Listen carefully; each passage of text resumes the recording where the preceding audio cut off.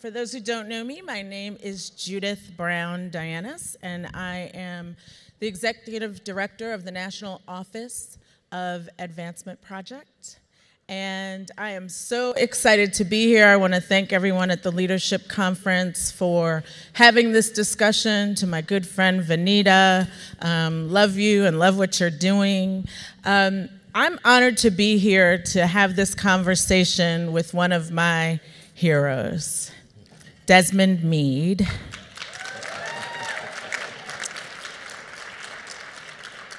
Desmond Meade heads up the Florida Rights Restoration Coalition that did something really big this election cycle.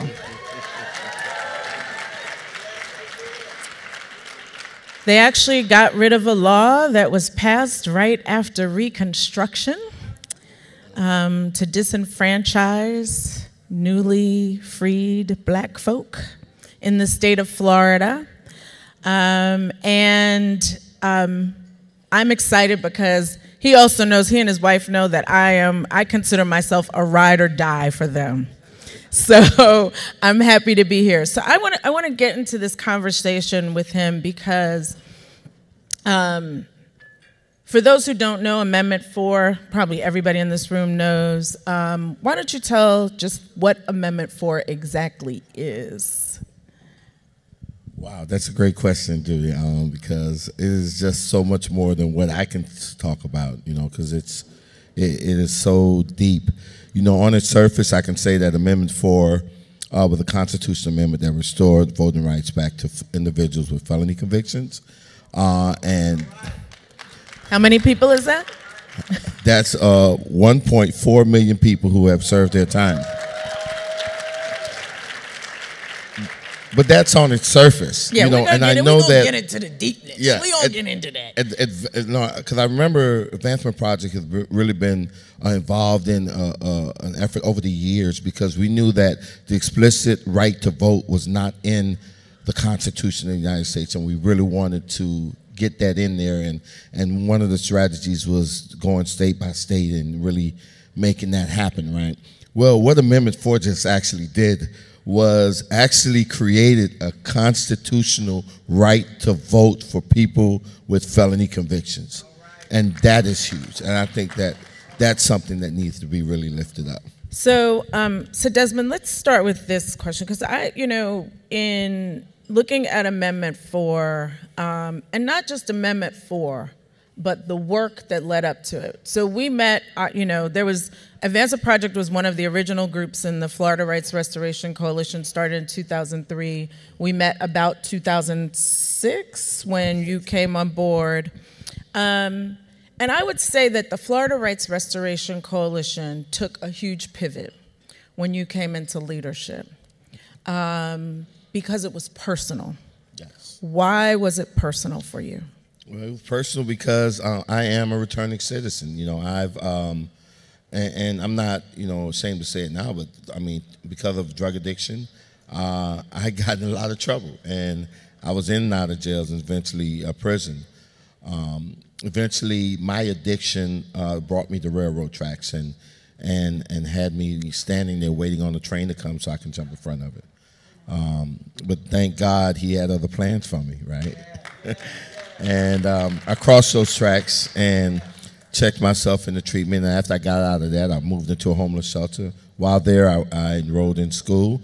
And right after I enrolled in school, part of this experience that I had in treatment was that in order for me to maintain my sobriety, I had to get engaged in service. I had to give back.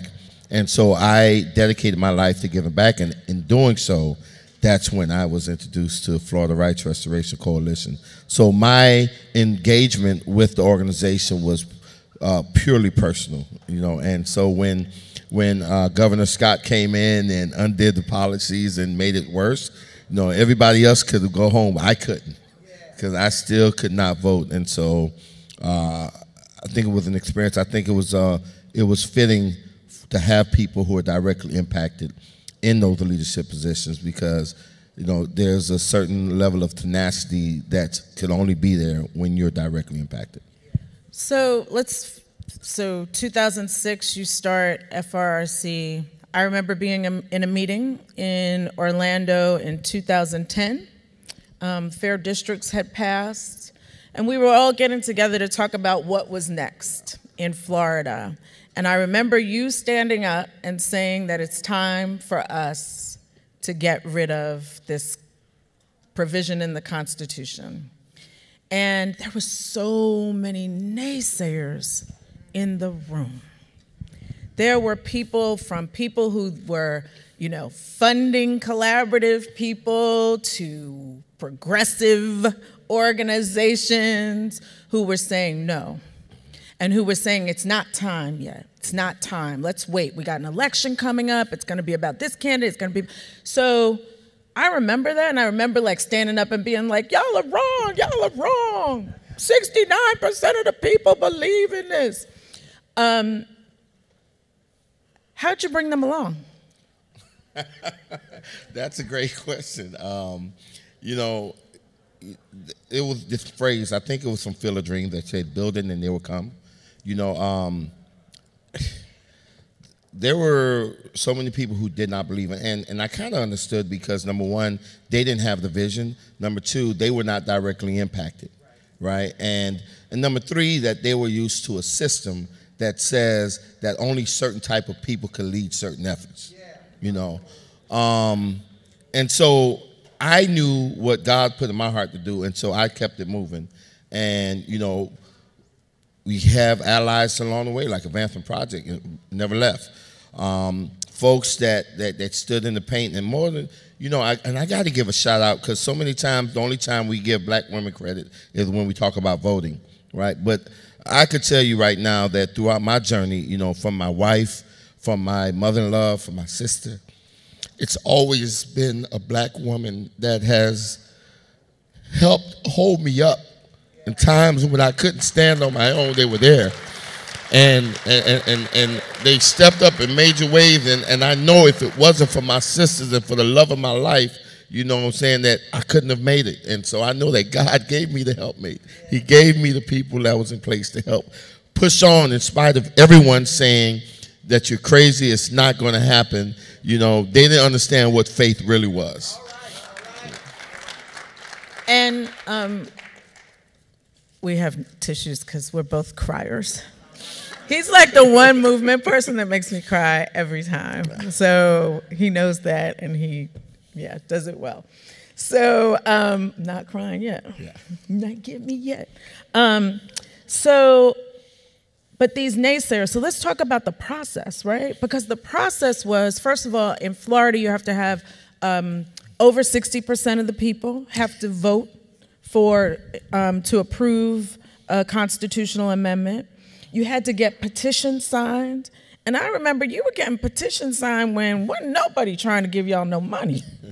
And, you know, you were doing it out the back of cars. Big Mama, who's Sheena's mother, was at it in the back of her car. I mean, this was grassroots from the beginning when no one believed. Just talk a little bit about that process of like that petition collection and how y'all did it. And then eventually people came to the party and helped, right? Yeah. But before they came to the party, what was it like?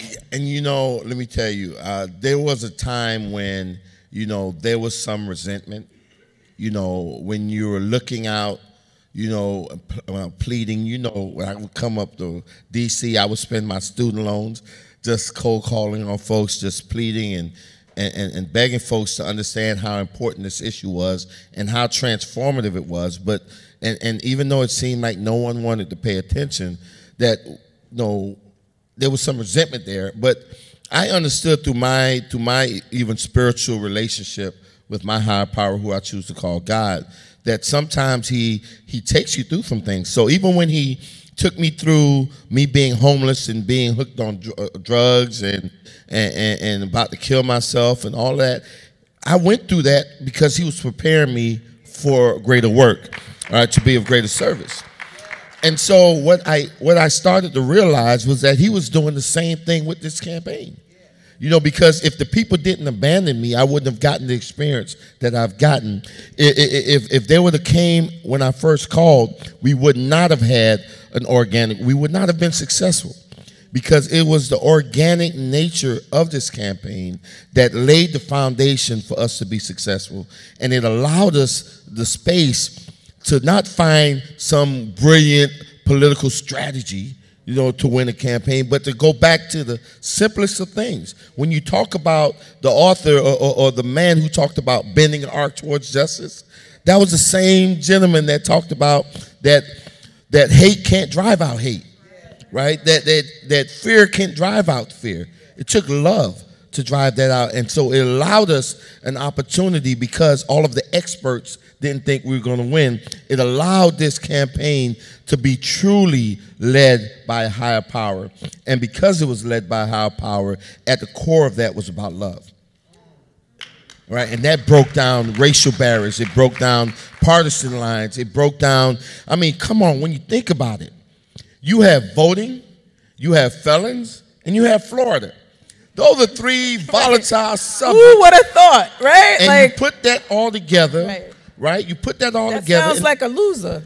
Of course, it is a loser, right? But what happens when you put that all together in an environment as toxic as we live in today, but yet not one major opposition against it? Then he got over 5.1 million votes, which I tell people that those 5.1 million votes was not votes based on fear or votes based on hate, but over 5.1 million votes based on love, forgiveness, and redemption, right? And when you look and you see that those votes was over 1 million more than any candidate got on that ballot. And that when you looked at the 67 counties in Florida, you've seen that we got the majority of votes in 62 out of 67, right? This is the same toxic issue, but yet we had our Jewish brothers and sisters. We had our Islamic brothers and sisters. We had our conservative Christians. We had our AMEs that was representing, right? And you had even our Latino evangelicals. How could you get such a hodgepodge of people singing the same chorus of love? That's right. That's right. That's amazing. And I believe that what happened on November 6th is something special enough for this entire country to take pause and to really analyze. Because I believe that somewhere in that victory is the secret sauce to how we move major issues in this country. Right, that's right. That's right.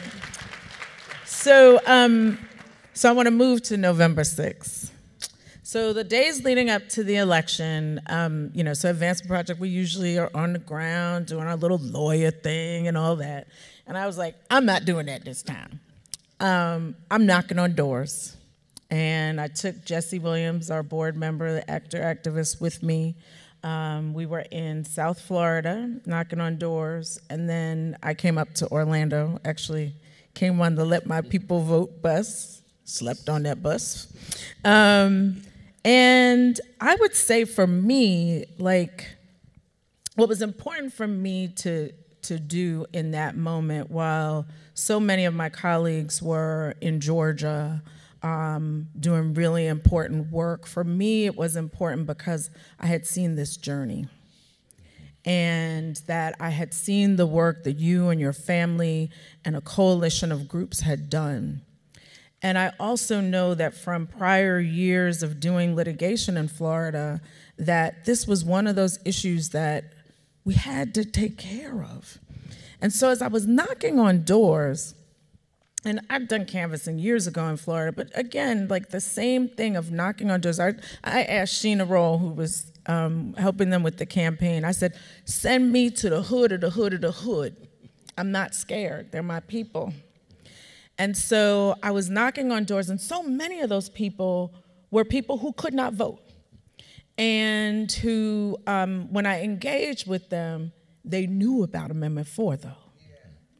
And they were excited about the potential of Amendment 4. And they understood that January was going to come, and for them, some semblance of freedom was finally going to come. And so tell me about, like, that moment. So I was there for the victory party, and we were in a ballroom, and I remember, like, that was a crying moment. Tell me about that moment when they called it. You said a lot just then. So much is just running through my mind now.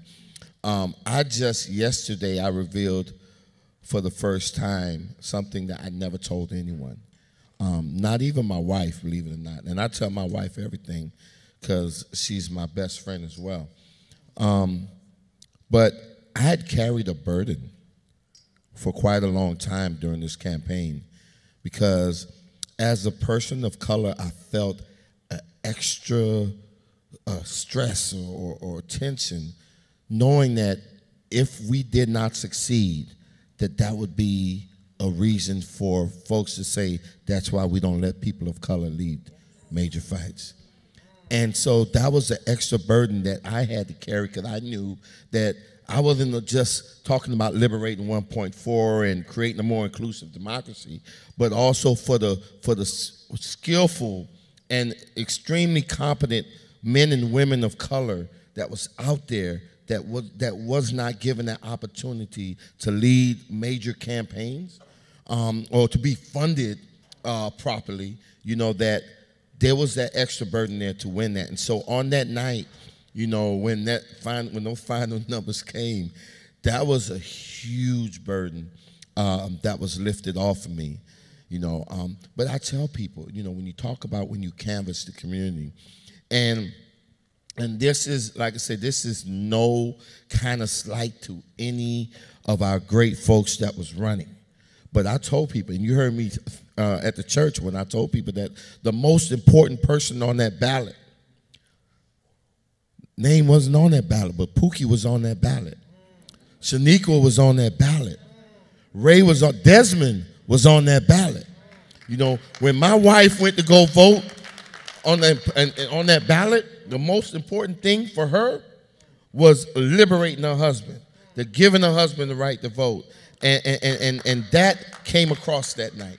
That came across that. We're talking about igniting or reinstilling hope in over 1.4 million people in Florida. And there's nothing more powerful than hope, And so I believe that, when that ticker went down and you seen us all jumping and tearing down the stage, it seemed like that was a release.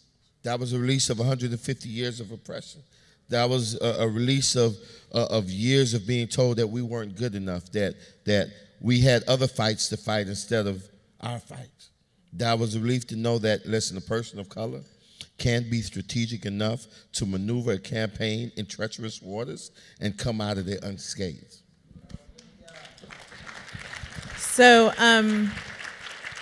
so it was one of the most beautiful moments of my career to be there. And I remember there was a sister who was videotaping. She was doing Facebook Live, and she was crying and saying, "I can vote, I can vote." And Desmond brought all of the members of FRC, the returning citizens, to the stage because he always centered the people who were impacted. And that is so important. And so, I mean, from Advancement Project, like the work that we do is all about impacted people leading their own movements.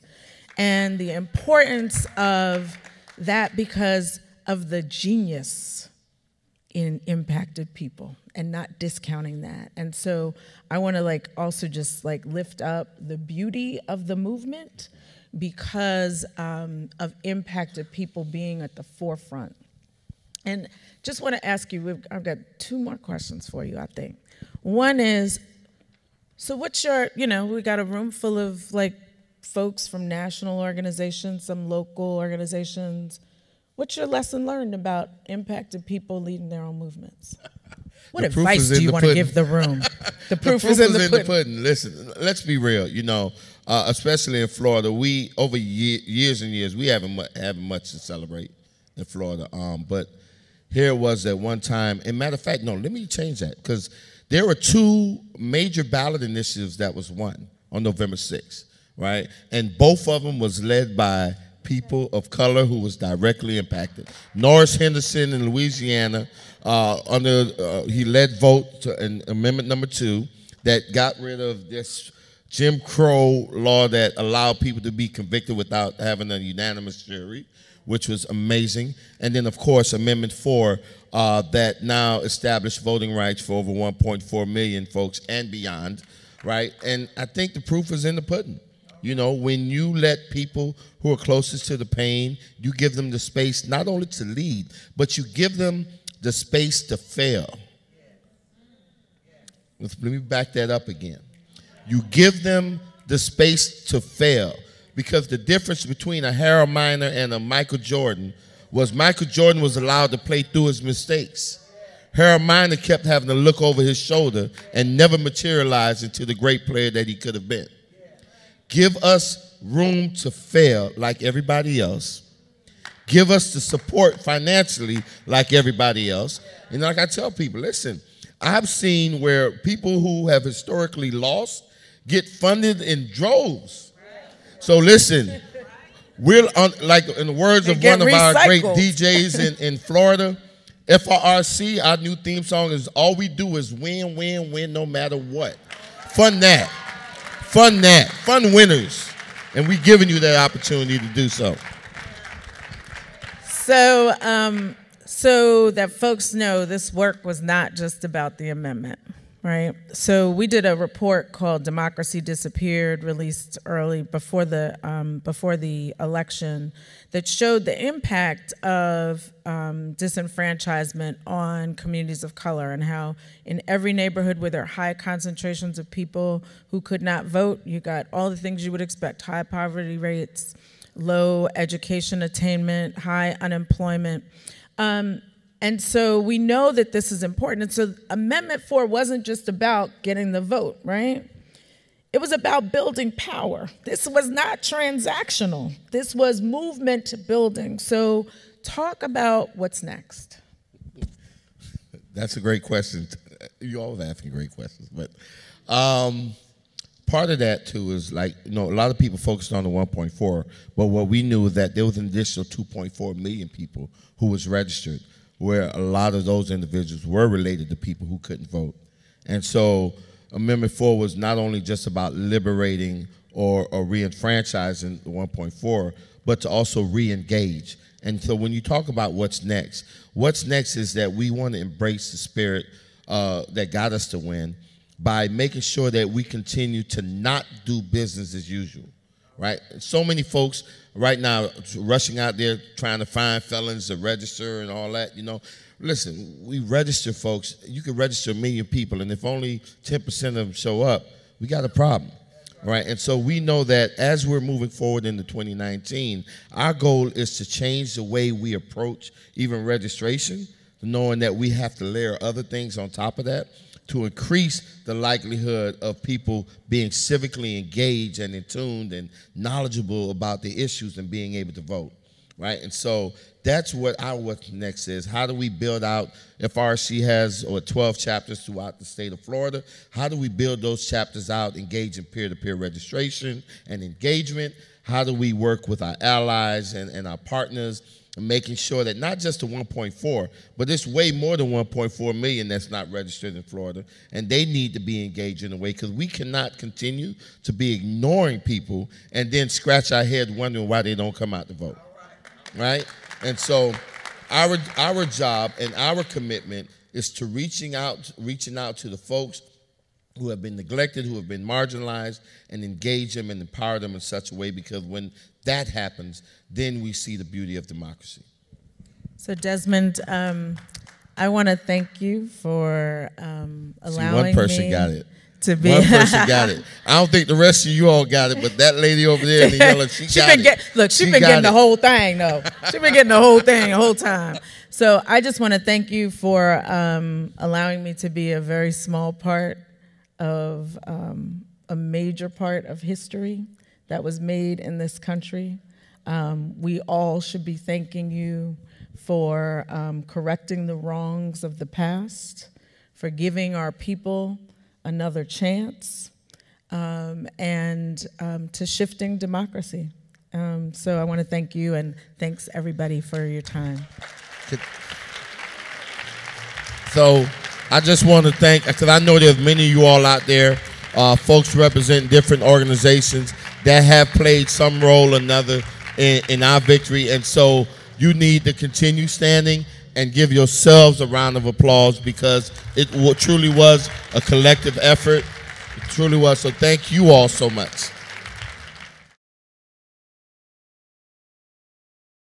All right, folks, back to our Roland Martin Unfiltered video in just one moment. Now, a word from one of our Roland Martin Unfiltered partners.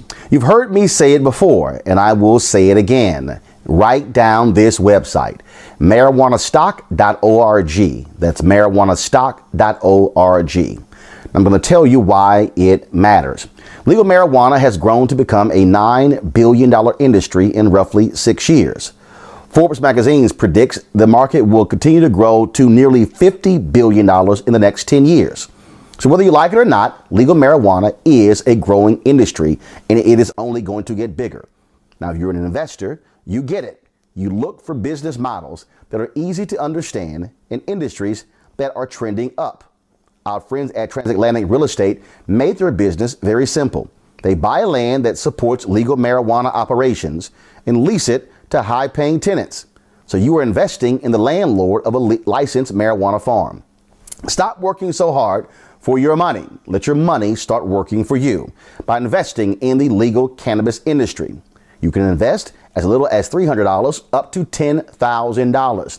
But you can't wait. This crowdfunding opportunity is only available for a few more days. They say that you either make things happen, watch things happen, or sit around wondering what happened.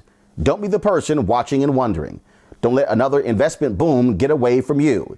It's time to make something happen for you, your finances, and your family.